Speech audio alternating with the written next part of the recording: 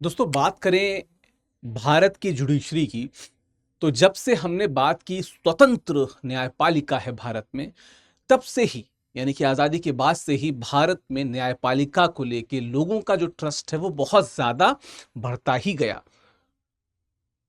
आज मैंने जो अभी 9 बजे आपने लाइव वीडियो देखा होगा, वहाँ पे मैंने बेसिक स्ट्रक्चर डॉक्ट्रिन जो है, जो मूल संरचना सिद्धांत है, मैंने उसकी बात की थी। तो वहाँ पे भी मैंने बताया कि किस प्रकार से जब सरकार एनार्किस्ट हो रही थी, उस समय में जुडिशरी बार-बार उसको रास्ते पे लेके आ रही थी, भारत के संविधान को अक्षुण्ण रखने के लिए। लेकिन पिछले कुछ वर्षों की अगर बात करें, तो जुडिशरी पे कुछ प्रश्न भी उठे हैं। आज जिस वीडियो को लेके आपके सामने मैं हाजिर हूं, वहां पे मैं बात करूंगा एक विशिष्ट शब्द की, जिसपे मैंने ऑलरेडी एक वीडियो किया हुआ था, जब मैंने बात की थी कि किस प्रकार से एक ही केस है ना, जो कि केस था doctor Jaya Thakur versus union of India 2024 का, जिसमें दो सुप्रीम कोर्ट के चीफ जस्टिस यानी कि पहले चीफ जस्टिस संजीव खन्ना, फिर चीफ जस्टिस सूर्यकांत ने रिक्यूज कर लिया खुद को, उससे अलग कर लिया। वो मुद्दा तो ये था कि इलेक्शन कमिश्नर का जो चुनाव होना है, उसमें क्या सीजीआई रहेंगे या नहीं रहेंगे। उन्होंने कहा कि अगर हम अपने को रखते हैं तो लोग कहेंगे आप अपने हित की बात कर रहे हैं, तो हम इस टॉपिक से ही खुद को हटा लेते हैं और उन जजेस को इसमें रखा जाएगा जो सीजीआई नहीं बन सकेंगे, है ना।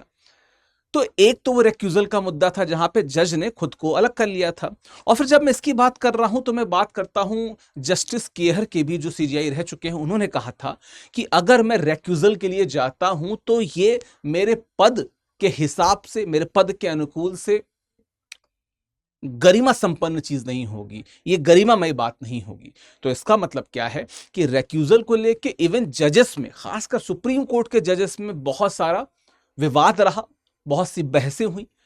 जस्टिस केहर इसके समर्थन में नहीं थे, लेकिन हमको फिर जस्टिस संजीव खन्ना और जस्टिस सूर्यकांत हमें दिखते हैं, जो कि चीफ जस्टिस होते हुए रिक्यूज करते हैं। तो आज हम बात करेंगे कुछ दो नए विषयों पे, ठीक है। तो न्यायाधीशों का जो स्वयं विवेक है, जो खुद को केसेस से अलग कर लेते हैं, उसके सेंस पे हम लोग इसी बात करेंगे, है ना।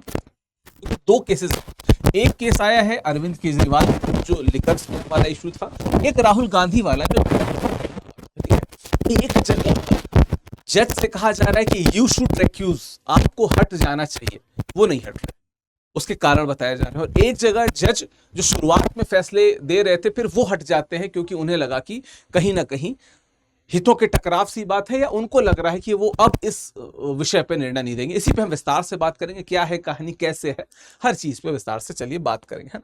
चलिए, इसके पहले मैं आगे बढ़ूं, बस बताता चलूं, ये मेरा टेलीग्राम है और ये इंस्टाग्राम है। स्कैन करके आपको यहीं पे जुड़ना है ना, यहीं पे पीडीएफ प्राप्त होगा। ये मेरा इंस्टाग्राम है, इट्स विकास लाइव, यहाँ पे भी आप मुझसे मुलाकात कर सकते हैं, बातें कर सकते हैं, इस पर बात करेंगे। चलिए, इसके पहले मैं आगे बढ़ूं, थोड़ा सा रेक्यूजल के बारे में देखते हैं। बेसिकली जो रेक्यूजल है, उसका वो बना है लैटिन शब्द रेक्यूजेर से, जिसका मतलब होता है मना करना या अस्वीकार करना। हमने, चाहे हम जस्टिस केहर की बात करें, जस्टिस संजीव खन्ना की बात करें, जस्टिस सूर्यकांत की बात करें, या इस केस की बात करें, जो दो केसेस की हम बात कर रहे हैं, इन सब जगहों पे उसी रेक्यूजल शब्द की बात हो रही है ना, कि वो एक केस को अस्वीकार करके आगे बढ़ गए, है ना। अब कुछ चीजें हैं, जैसे जुडिशरी में कुछ प्रिंसिपल्स हैं, ये सारे ऊपर लैटिन में लिखे हुए हैं, जैसे कोई भी अपने मामले में स्वयं न्यायाधीश नहीं हो सकता, एक ये केस है। न्याय केवल होना नहीं चाहिए, बल्कि होते हुए दिखना भी चाहिए। और यदि उचित व्यक्ति को पूर्वाग्रह की आशंका हो, तो न्यायाधीश को अलग हो जाना चाहिए। अगर लगता है कि वो पूर्वाग्रह से ग्रसित हो सकता है, तो न्यायाधीश को या उस जो भी चीफ जस्टिस जो भी, उनको उससे अलग हो जाना चाहिए। तो इस प्रकार की बातें पहले से भी आपको होती आई हैं, ठीक है। अब जैसे लिखा है ना कि गांव के पंच में, अगर जो गांव के पंच हैं, उनमें से किसी एक पंच का, जो कोई पंच है वो किसी पक्षकार से जुड़ा हुआ है, तो उस पंच को उस मामले से अलग होना चाहिए, क्योंकि वो एक पक्षकार से जुड़ा हुआ है। निश्चित तौर पे हो सकता है वो बिना पूर्वाग्रह के फैसला दे, लेकिन फिर भी लोग तो यही कहेंगे कि पूर्वाग्रह से जुड़ा हुआ था। खैर, तो भारत में अगर देखा जाए, तो रेक्यूजल के लिए कोई स्पष्ट संहिताबद्ध कानून नहीं है। जैसे जब हम अमेरिका की बात करते हैं, तो अमेरिका में टाइटल 28 की बात की जाए, जो सेक्शन 445 है, 445 जो अमेरिका में है, वहां पे स्पष्ट तरीके से लिखित और अनिवार्य प्रकृति से बताया गया है कि आप अगर रेक्यूजल करना चाहें तो आप कर सकते हैं। और रेक्यूजल के जो कारण है उनको ऑन रिकॉर्ड आपको रखना भी होगा कि why you are doing this, आप क्यों इस केस से अलग हो रहे हैं, है ना। हालांकि रेक्यूजल का कुछ जगह मीनिंग पदत्याग भी मिलती है, लेकिन एग्जैक्ट मीनिंग होगी कि खुद को केस से अलग कर लेना, ठीक है। तो भारत की बात की जाए तो भारत में इस प्रकार का कोई डॉक्ट्रिन नहीं है, इस प्रकार का कोई डिस्क्रिप्शन या कोई लॉ नहीं है कि रिक्यूजल के लिए कोई बात रखी जाए, है ना। महत्वपूर्ण तथ्य क्या है कि रिक्यूजल का एक विवेकाधिकार डिस्क्रिप्शन निर्णय है, ये मतलब न्यायाधीश के विवेक पे निर्भर करेगा। जैसे जस्टिस केहर ने कहा कि मैं नहीं रिक्यूजल करूंगा, मैं नहीं किसी केस को छोड़ के वो से अलग नहीं होगा, क्योंकि मेरी जिम्मेदारी है निर्णय देना। लेकिन जस्टिस संजीव खन्ना अलग हुए, चीफ जस्टिस सूर्यकांत अलग हुए। अब यहाँ पे भी इसी प्रकार की बात आ रही है, थोड़ा सा इसको देख लेते हैं। चलिए, पहला केस क्या है, जो राहुल गांधी की जो ड्यूअल सिटीजनशिप की बात है। देखिए, भारत के संविधान की बात करें तो जो भारत के संविधान का भाग 2 है, अनुच्छेद 5 से लेकर अनुच्छेद 11 तक, वो नागरिकता की बात करता है। और हम सबको पता है कि जो सिंगल सिटीजनशिप हमने ब्रिटेन से ली हुई है, वो ये कहती है कि भारत में आप एक ही नागरिकता रख सकते हैं, अनलाइक यूएस से जहां पे 2 नागरिकताएं होती हैं। जहां आपने दूसरी नागरिकता ली, वहां तुरंत आपकी जो भारत की नागरिकता है वो खत्म हो जाएगी, वो चली जाएगी। अब हुआ क्या कि एस विघ्नेश शिशिर ने एक इलाहाबाद हाईकोर्ट में याचिका दाखिल की, क्या कि राहुल गांधी के पास दोहरी नागरिकता है, और एफआईआर की मांग की, है ना। अब हुआ क्या कि इन पे जो कानूनी आधार लगाए गए वो बीएनएसएस 175 क्लॉज 3, जिसमें पुलिस जांच के निर्देश की बात की गई है, बीएनएसएस 528 यानी कि जो हाईकोर्ट की अंतर्निहित शक्तियां हैं उसकी बात की गई है। ये 2 कानूनी आधार पे एफआईआर की मांग हुई। 17 अप्रैल 2026 को सुनवाई हुई। न्यायमूर्ति सुभाष विद्यार्थी ने खुली अदालत में इसका वाचन किया, डिक्टेट किया जो जो चीजें थी। अब जब ये वाचन कर रहे थे, उसी समय एक बात और आई, क्योंकि एक पुराना केस है 2014 का एससीसी वाला जो केस है, बेसिकली वो जगन्नाथ वर्मा केस है, Jagannath Verma versus government of India का केस है।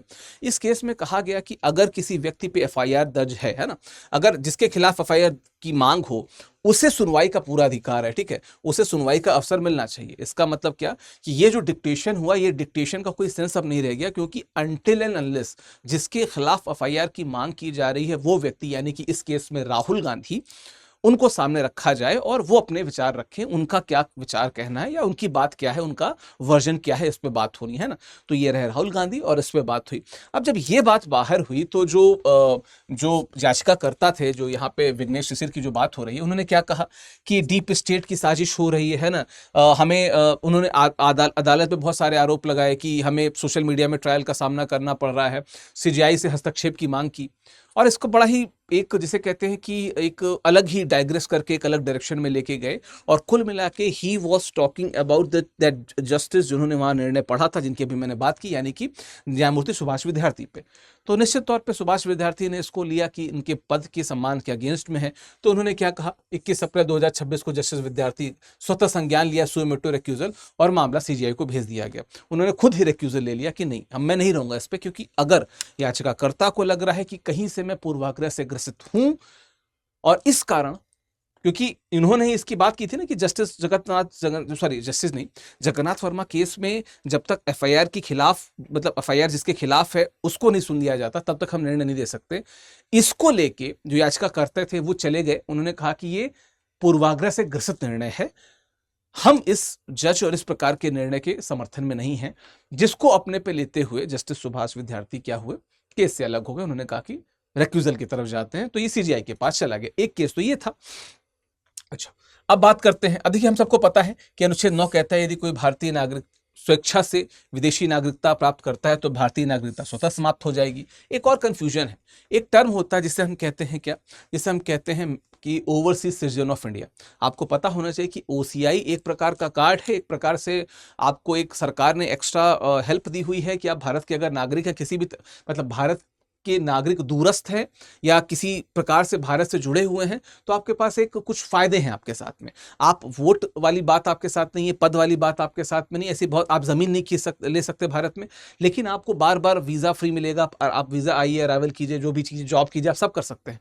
पर यहाँ पे आप कुछ विशेष चीजों को जो भारत के नागरिक सिर्फ कर सकते हैं वो नहीं कर सकते। तो एक प्रकार का प्रिविलेज है ना। तो ये अर्थ दोहरी नागरिकता नहीं है, ओसीआई का अर्थ दोहरी नागरिकता नहीं, एक प्रकार का प्रिविलेज है जिनका भारत से कोई कनेक्शन है, जिन लोगों का, उनको दिया जाता है ना। और फैक्ट क्या है कि ओसीआई दोहरी नागरिकता नहीं, ये केवल एक विशेष प्रकार का दर्जा है। ओसीआई कार्ड धारक को मतदान, सरकारी नौकरी या कृषि भूमि खरीदने का अधिकार नहीं है। भारत में डुअल सिटीजनशिप सख्त वर्जित है। तो जैसे आप चुनाव में खड़े नहीं हो सकते, आप चुनाव में वोट नहीं डाल सकते, आप जमीन नहीं खरीद सकते, इस प्रकार की चीजें हैं। तो जाहिर सी बात है कि अगर इस प्रकार से होता तो राहुल गांधी का तो तुरंत ही निरस्त हो गया होता, वो हुआ नहीं। अब आगे बढ़ते हैं, केजरीवाल जी का केस क्या था कि आपको पता है कि 2021 से 23 में जो कोविड के बाद का पीरियड था, नई शराब नीति आई जिसमें भ्रष्टाचार के आरोप में जो मनीष सिसोदिया जो उप मुख्यमंत्री थे उनको जेल में रखा गया। मार्च 2024 में ईडी ने छापा मारा और अरविंद केजरीवाल जी को भी जेल में डाल दिया गया, और वो पहले पहले सिटिंग सीएम बने भारत के जिनको ईडी ने जेल में रखा, गिरफ्तार किया। 2024 से कानूनी लड़ाई हुई, सुप्रीम कोर्ट द्वारा चुनाव प्रचार के लिए जमानत दी, फिर भी सीबीआई द्वारा गिरफ्तारी हुई। अब हुआ क्या कि 27 फरवरी 2025 को उन्हें डिस्चार्ज कर दिया गया, यानी कि जो ट्रायल कोर्ट ने केजरीवाल और सिसोदिया को जितने भी आरोप थे उनसे आरोप मुक्त कर दिया। कुल मिला के उस वीडियो को भी आपने देखा होगा, वो बहुत भावुक थे। तो अब हुआ क्या कि अप्रैल 2026 में सीबीआई ने इस डिस्चार्ज को, ये जो कोर्ट थी, ट्रायल कोर्ट ने जो डिस्चार्ज दिया था, इसको चुनौती दी। किसमें इसको चुनौती थी? पुनः हाई कोर्ट में चुनौती दी, है ना। केजरीवाल ने जस्टिस शर्मा के रिक्यूजल की मांग की, जो उसमें जज हैं। अब जस्टिस शर्मा के रिक्यूजल की मांग इसलिए की क्योंकि जो जस्टिस शर्मा हैं उनके जो सुपुत्र हैं वो सरकार के, यानी कि केंद्रीय सरकार के ही काउंसिल हैं, और वो उसी टीम में है जो टीम सीबीआई को सपोर्ट करती है। तो उनका ये कहना है कि जो एक पक्षकार हैं, जैसे जो एक पक्षकार सरकार या सीबीआई है, सीबीआई से ही जुड़े हुए वो व्यक्ति हैं जो जस्टिस शर्मा के सुपुत्र हैं। तो ऐसे में जस्टिस शर्मा के निर्णय में पूर्वाग्रह आ सकता है। आप देखिए यहाँ पे क्या है कि जस्टिस शर्मा के जो पुत्र हैं वो केंद्र सरकार के ग्रुप ए पैनल काउंसिल हैं सुप्रीम कोर्ट में, और जो पुत्री हैं वो दिल्ली हाई कोर्ट में सरकारी अधिवक्ता हैं। इसका मतलब पुत्र हो या पुत्री, दोनों सरकार के तरफ से अधिवक्ता हैं, सरकार के रूप से काम कर रहे हैं।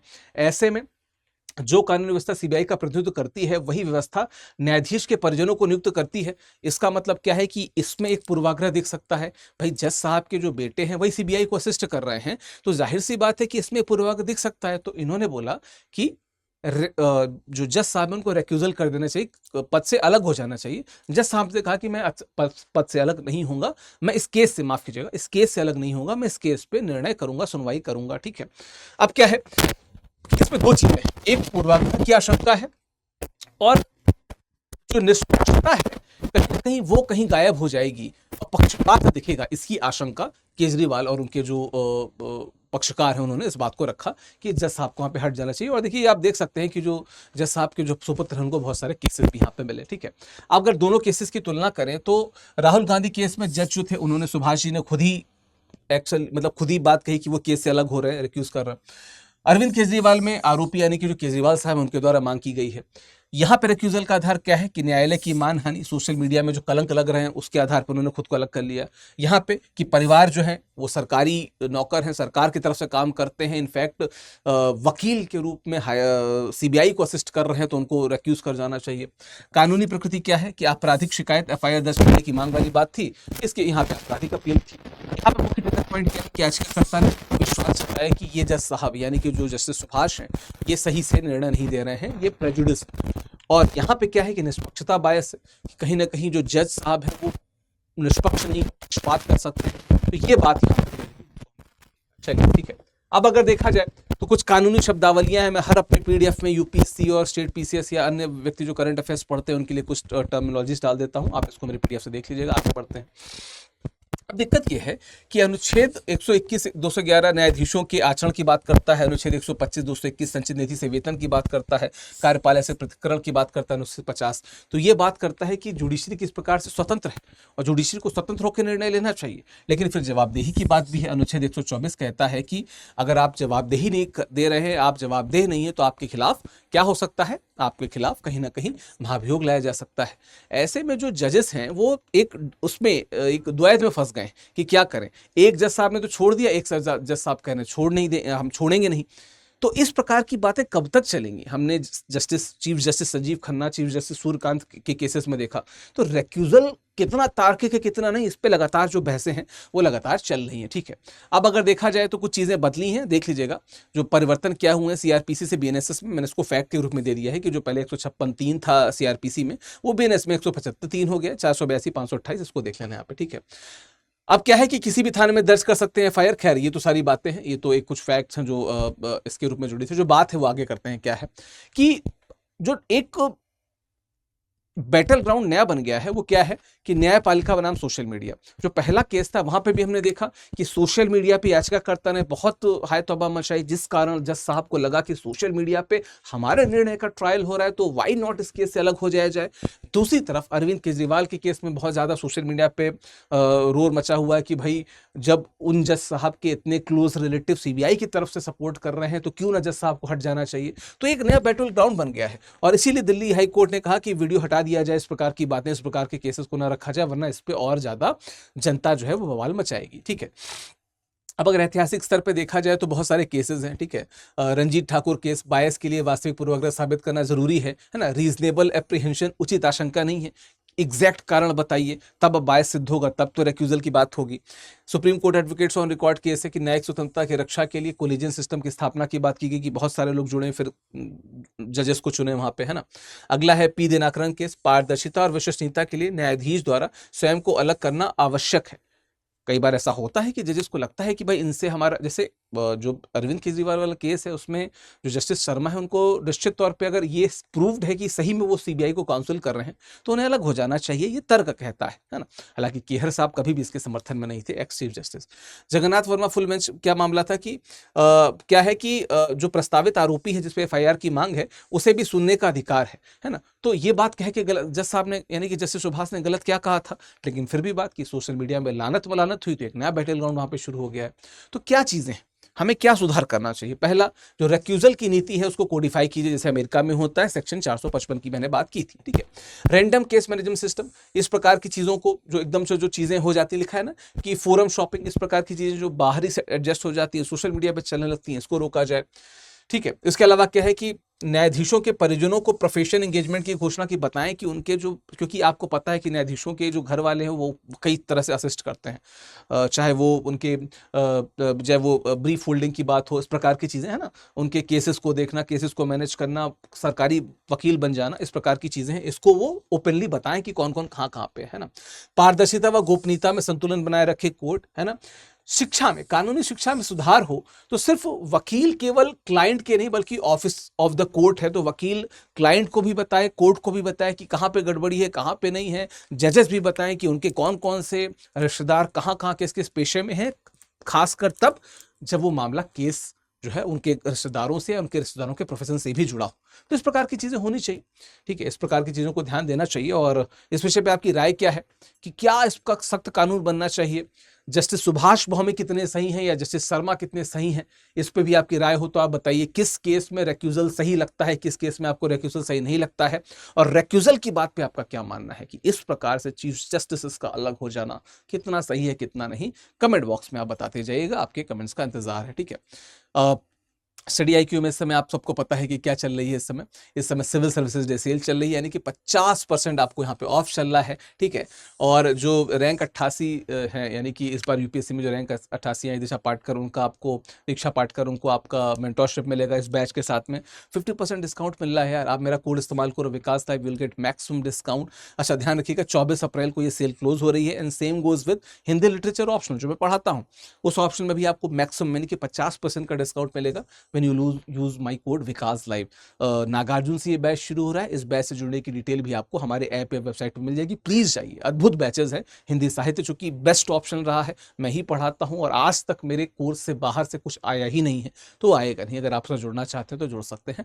बाकी ये PDF कहाँ मिलेगी? मेरे टेलीग्राम पे, यानी कि टारगेट UPSC बाय विकास सिंह पे, इट्स विकास लाइव। इंस्टाग्राम पे भी आप जुड़ना चाहें तो मुझसे जुड़ सकते हैं। बाकी इस विषय पे अपनी राय जरूर देते जाइएगा, क्या मानना है। ये जो रेक्यूजल के केसेस बढ़ते जा रहे हैं, क्या ये जुडिशरी अपना पीछा छुड़ाने का कोशिश कर रही है या कुछ मामलों में ये रेक्यूजल सही भी है? बताते जाइएगा। मिलते हैं आपसे अगले वीडियो में। Thank you so very much, धन्यवाद।